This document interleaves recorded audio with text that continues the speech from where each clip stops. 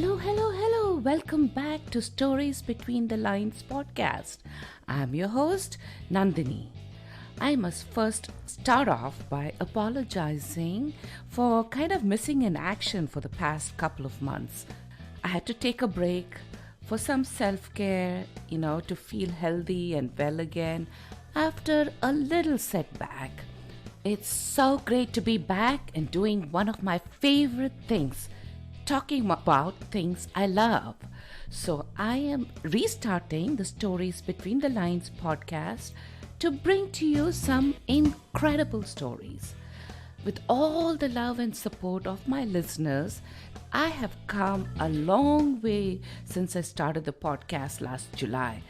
Can't believe it's almost a year, and I've had so much fun with every single episode. Thank you from the bottom of my heart for all the support. Today is the second Sunday in May, which means it's Mother's Day, a day specially dedicated to honor and celebrate moms. Happy Mother's Day to all the wonderful mothers out there. Until recently, I never really thought of where or how Mother's Day began. It's really interesting to know how it all started. Mother's Day was officially commemorated over 100 years ago. Anne Reeves Jarvis, a social activist and a community organizer during the Civil War era in West Virginia, started the Mother's Day Work Club. The goal was to teach local ladies how to care for their children and to improve the sanitary conditions and reduce infant mortality in the community. These clubs unified women, and in 1868, Jarvis also came up with Mother's Friendship Day, which had moms of the Confederate and Union soldiers come together to promote harmony. An idea that was relevant then, I think, is even more appropriate in today's world, don't you think? After Anne's death, her daughter, Anna Jarvis, who drew much inspiration from her mom, wanted to honor her mother by leading a movement to establish an official holiday for mothers. Anna truly believed that a mother is the person who does the most for her children than anyone else in the world. In 1914, President Woodrow Wilson signed a resolution that officially made the second Sunday in May Mother's Day. For me, Mother's Day is a day filled with mixed feelings. A day when memories of my own mother come flooding. Actually, it floats to the surface from the deep reservoirs of my heart. I called her Amma, Mummy, Ma, depending on my mood, and she always acknowledged. Her name is Chandra, means moonshine.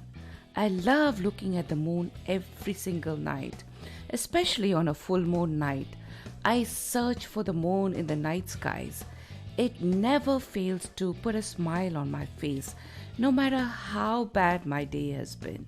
It's as though she's smiling down on me and saying, everything is going to be okay. I still refer to her in the present tense, as I truly believe that the people we deeply love live in our hearts forever. It was 20 years ago, a week shortly after Mother's Day, was when my mom physically left this earth. So even with a lot of sadness hovering over me when Mother's Day comes by every year, I truly feel blessed to be a mother myself, because I have two incredible kids. When I think of all the blessings in my life, being a mother is probably the greatest one, which is pretty ironic because as a young girl, I would proudly proclaim that I was never going to have kids, let alone two boys. The silly things that come out of our mouths when we are young. This Mother's Day, some of you may wake up to little kids squealing excitedly to wish you with hugs, cards, flowers, breakfast in bed, and of course, messy kitchens. When my kids were little, I received those precious handmade gifts and poems, often guided by their wonderful teachers. Remember those handprints? I used to proudly display them on the refrigerator and put up on the walls in my office. It warms my heart even today to look at them. You know, we forget when the kids are little that the long days and short years just go by so very quickly. 2021 fall for me was quite an adjustment, an emotional adjustment, a new phase for me. Yes, the empty nest phase. It was very strange trying to cope with the reality that after 20 some years, my kids have actually grown up and flown away. For over 2 decades, I used to actually look forward to fall, the day after the Labor Day weekend when the yellow school bus pulls up in front of the house. I used to jump and do a happy dance after a crazy summer with 2 boys. But last September, the quietness at home was too loud. With my nest, although my nest is not fully empty as I still have my beautiful fur baby Sherry at home, but she hardly ever barks, so the quietness is so deafening. I was advised by my veteran friends who've been here before to enjoy the freedom, embrace all the me time, show yourself some self-love, but it was not easy. It is like walking with mismatched pair of shoes that didn't quite fit. But you learn to adjust and live with it. This year, however, I am super lucky to have both my boys with me for Mother's Day. If the weather permits, we plan to go hiking and probably just hang out together. Whatever time they give, I'll take it. Anytime, any day they come home to me is Mother's Day, the gift of time. Memories and moments were always a big part of our family, but it becomes a treasured gift now. For some of you, this day may be very difficult to get through. I know of quite a few friends who have lost their mothers in the past year. Some may have lost their child or dealing with a difficult relationship with a parent. It's okay to have a perfectly imperfect relationship with your mother or your father. While some of you might be struggling with becoming a mother, must be very distressing and heartbreaking. If you are feeling distressed today, I hope you find some time to spend the day in ways that gives you peace, and please take care of yourself. If you are lucky to have a picture-perfect Mother's Day, then you truly deserve all the pampering. Enjoy every single minute of it.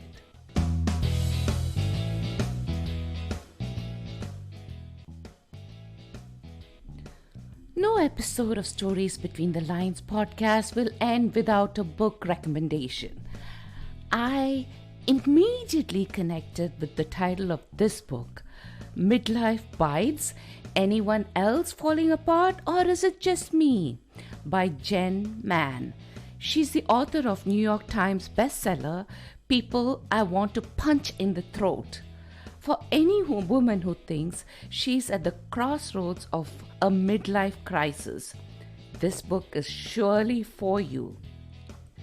Jen had what it appears from the outside to everyone else that she's having a perfect life, a successful career as a best-selling author, award-winning blogger, has a devoted and loving husband, teenage kids who aren't really total jerks, and a handy-dandy cool minivan.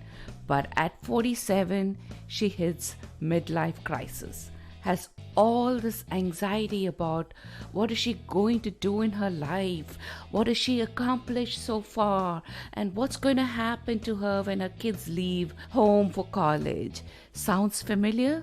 Most of us who are in midlife have the exact same insecurities. So she decided to write about her feelings and share with millions of other moms who have the same feelings, whether or not we choose to acknowledge it. Jen shares her own story about dealing with everything that bites about midlife, from raging hormones to finding your purpose and, of course, making new friends and keeping the ones, or deciding if you want to keep the friends you have. We all had those dilemmas, right? I am going to read a few excerpts from the book. I looked at my phone as if Google might have an answer for me. Instead, I saw my overstuffed calendar mocking me with a message in all caps announcing my 47th birthday is just a few days away. 47 already? It hit me that I was in the middle of my life, probably even past the middle if I wanted to get really depressing. And when I took stock of all the things I'd accomplished and accumulated over those 47 years, I felt incredibly underwhelmed. Half of my life is over in a blink. Have you seen what your neighbor Elizabeth has done? She runs her own company. Plus, she founded a charity this year. Oh, and let's not forget that she still finds time for daily workouts to keep her body rocking. Plus, weekly date nights. Furthermore, she's a super mom who still reads to her kids every night before bed. Yeah, they're 14 and 16, but they want to still spend time with her. When was the last time your kids wanted anything from you except for, of course, money, Jen? At my yearly checkup, I asked my gynecologist what was happening to me. He patted on my arm and said, "Sounds a lot like you are entering menopause." Menopause? I asked. Aren't I too young? He shrugged. Well, you're 47 now, you're old enough.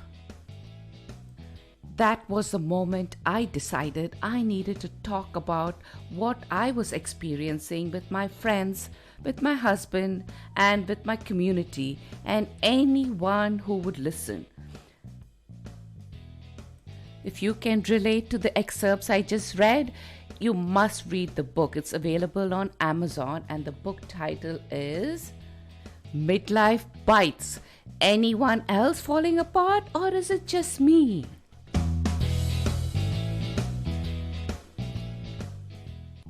And now I leave you with a few clips from one of the most memorable movies that portrays a mother's wise words, and we all agree that mothers are always right. Hello, my name's Forrest. And now I leave you with a few clips from one of the most memorable movies that portrays a mother's wise words, and we all agree that mothers are always right. Different. Are you stupid or something? Mama says stupid is as stupid does. I'm Jenny. I'm Forrest Gump.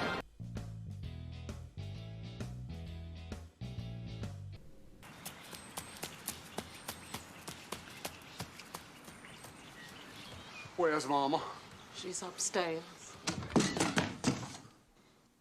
Hi, Forrest. I'll see you tomorrow. Oh, all right.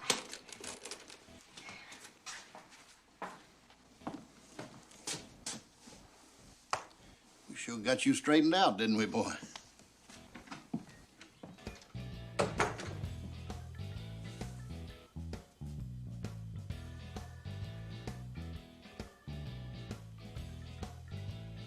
What's the matter, Mama? I'm dying, Forrest.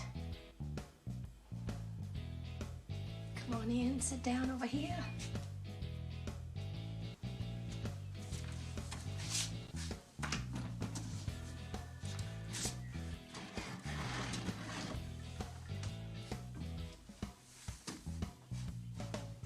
Why are you dying, Mama? It's my time. It's just my time. Oh, now. Don't you be afraid, sweetheart. Death is just a part of life. Something we're all destined to do.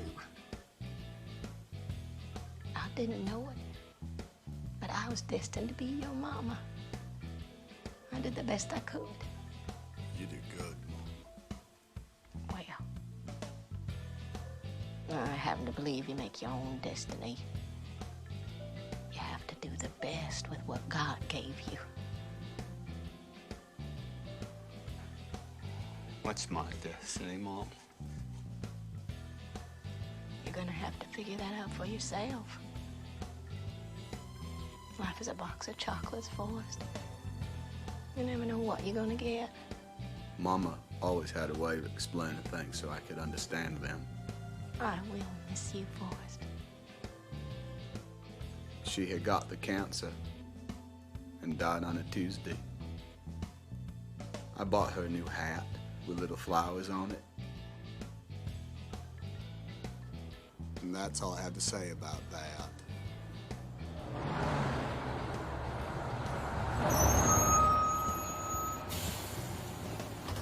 Didn't you say you were waiting for the number 7 bus? There'll be another one along shortly.